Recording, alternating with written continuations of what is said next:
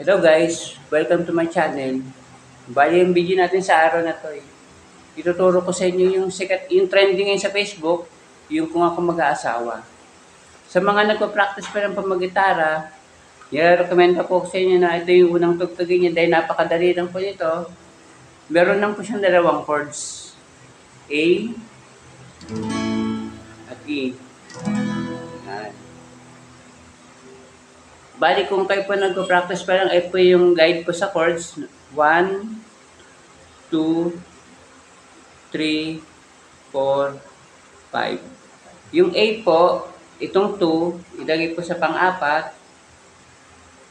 Yung number 3, ilagay po sa pangatlo. At yung number 4, ilagay po sa pangalawa. Bali, yan po yung A. Sa pangalawang fret po siya ilalagay dito. Yan.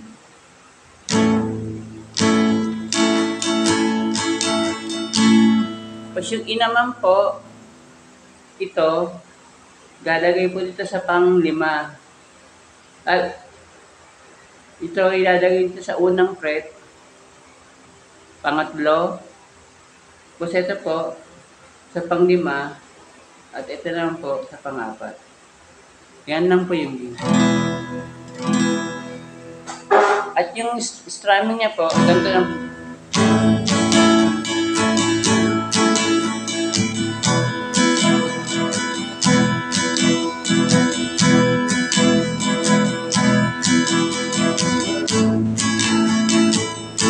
Para hindi po kayo malito sa pagpalipat-lipat po ng chords.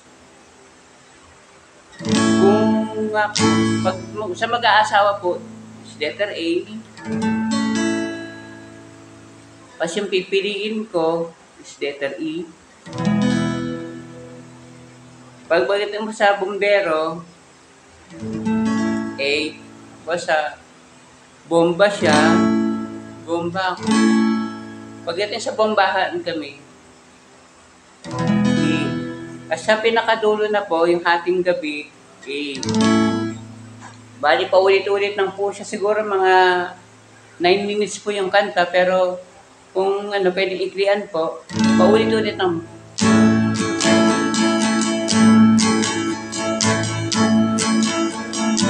E.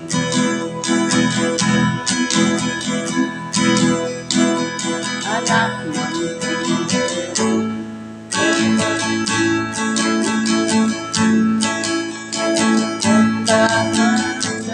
E.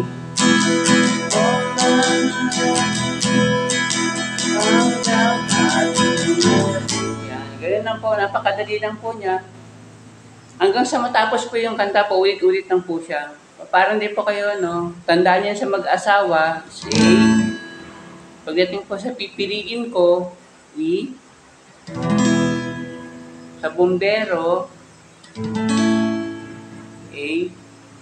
Bomba siya, bomba ako. Pagdating sa bombahan kami, E. Tapos sa pinakadulo, hating gabi, E. Yung songs naman po, paulit-ulit lang.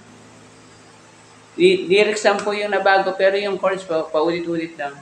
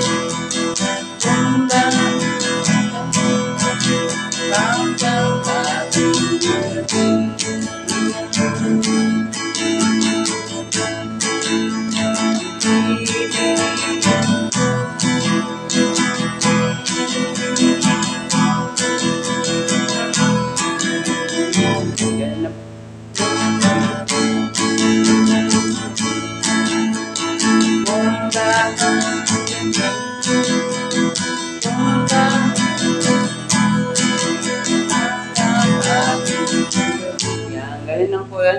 Hanggang sa matapos po yung kanta, paulit-ulit lang po siya. Kung ako'y mag-aasawa, ang pipiliin ko, pagdating po sa anak ng bumbero, bomba siya, pa ako. Bombahan kami at ang sa dulo, ating gabi yan. Napakadali lang po yung tugtugin. Kung sa mga nagpa-practice po, ito pinaka-unang gawin yung pagpa-practice dahil napakadali lang ito. Dadalawa lang po yung chords niya. Okay, maraming salamat po. Bye-bye po.